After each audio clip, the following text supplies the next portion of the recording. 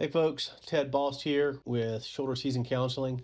I'm a licensed therapist in Idaho and Utah, and I do parent coaching with families all over the place. Today I'm going to do a quick video on a subject that is really helpful to every single person I work with. Really, it applies to every family in some way, shape, or form. So that subject is called the drama triangle. And the drama triangle was conceptualized by a guy named Stephen Karpman many years ago. The drama triangle describes this phenomenon that happens within families when people go to three specific roles, and those roles are the victim role, the rescuer role, and the persecutor role. And the interplay between each of those roles and the family members can really kind of create a lot of chaos and miscommunication and misunderstanding. So we'll go through and talk about each of these roles in a little bit more detail. Okay, so let's start off with the victim role. Usually, with the families I'm working with, a child will go into the victim role. Sometimes parents go into the victim roles, absolutely, but typically the kid will spend the most time in this role. We're talking about a person who is feeling like they're the victim. I'm not talking about a person who is actually a victim of something horrible or child abuse or something along those lines. I'm talking about a perceived sense of persecution by someone. So oftentimes this manifests as a kind of, poor me, everyone is against me, I can't do anything right mentality. And people in the victim role, they feel stuck, they feel really unfulfilled, but they're not willing to make a healthy risk to move forward to kind of get out of that role. This might look like, not getting out of bed in the morning. It might look like refusing to follow directions. It might look like arguing with, simple asks and things like that. So, but typically there's a lot of blame on parents and teachers or brothers or sisters or friends or, people that are mean to me and things like that. Now, the second role is the rescuer role. And the victim role and the rescuer role, man, they really kind of fit well together, right?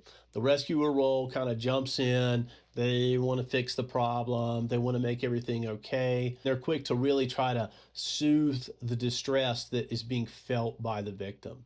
And people in the rescuer role often spend a lot of time anticipating the needs of the person in the victim role, or they spend a lot of time anticipating the needs of people around them in general. So that's the important thing to know.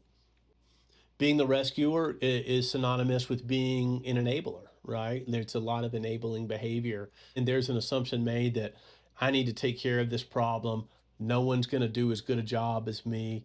No one understands the problem like I do. And if I don't address it and get ahead of it, things are going to get worse. And that belief is really, really ingrained in that person who's in that rescuer role. They genuinely think if I don't intervene, it'll get worse. And they want things to be at peace and not rock the boat. They're actually doing it just to calm their own anxiety down. So when I work with people that really fall into that rescuer role, two really important things I tell them. Number one, when you're feeling anxiety, that's how you know you're about to start rescuing. And number two, when you're feeling resentment, that's how you know you just got done rescuing, right? Because a lot of times the rescuer will do something for the victim in hopes that they change or things get better. But the person in the victim role, they're not really interested in changing or doing anything differently. They're afraid to do things differently, and so eventually that person in the rescuer role, they feel a lot of resentment because they're in this cycle of doing things for the victim. It doesn't lead to any change in behavior with that person in the victim role. Okay, so the flip side of the rescuer role is the persecutor role. And this is the opposite, right? This is the kind of tough love approach, the kind of like my way or the highway, maybe the authoritarian parent approach, and typically frustrated and confused. And a lot of times people in that persecutor role, they're pretty productive people. They make a to-do list in the morning and they get that list done. And so it's very, very difficult for them to understand the perspective or the point of view for someone being stuck in that victim role. They just they do not get it. And they might even say things like, I don't understand why this is so hard. If you just did the things I told you to do, we wouldn't be having all these problems. And that's textbook persecutor role. I've seen that more times than I can remember. A lot of times that persecutor role, people think it's like absolute, hammer fist aggression, but many times it manifests in more kind of just confusion. I don't know what to do with this situation, so I'm just going to go on with my day. And they genuinely are confused. This is hard for a person in who goes to that persecutor role. It's so hard for them to understand why someone would be in that victim role in the drama triangle. All this kind of extreme manifestation of what would otherwise be healthy relationship. Support is great, but when there's so much support, you're doing everything, it becomes rescuing. Structure and boundaries is great, but when there's so much structure and boundaries, it just turns into, oh my God, you can't do anything right. It goes to that persecutor role. And sometimes in the family, especially for kids, it's good to sit back and let other people take lead.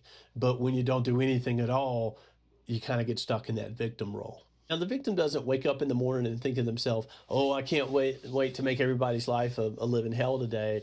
I'm gonna, shut down. I'm gonna do this. I'm not gonna do everything." It's not like they're waking up with this plan to do that.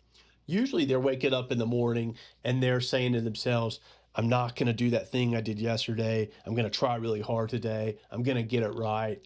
And there's a lot of anxiety that they create for themselves by trying so hard to hold it together.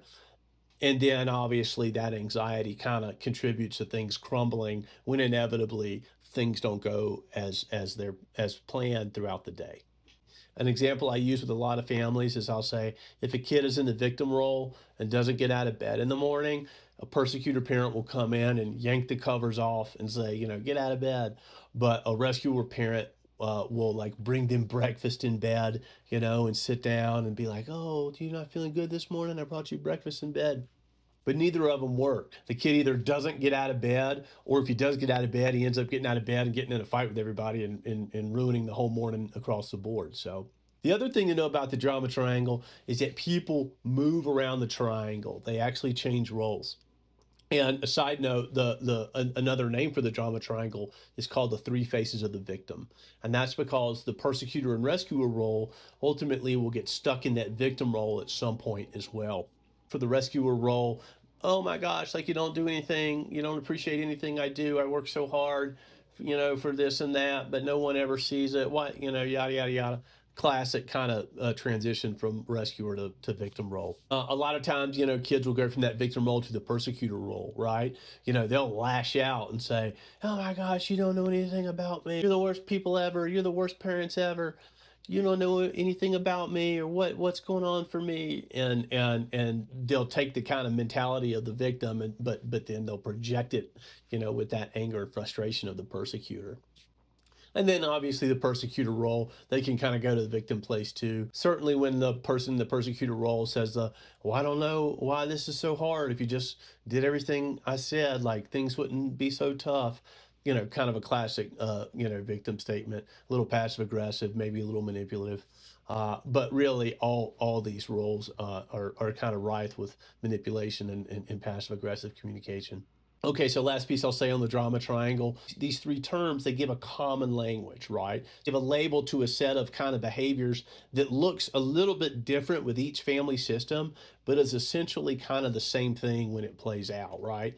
Victim, rescuer, persecutor. It gives that common language so that you can have some awareness and say, "Oh man, I'm really being in that victim place right now," or "Oh man, I've been rescuing and kind of doing all this stuff for somebody that they could do themselves." Maybe the persecutor role. "Oh wow, like I was really kind of hard and on this person and didn't really take into consideration their perspective." So, folks, I'll wrap it up for now. I'll make some videos about interventions on how to get off the drama triangle.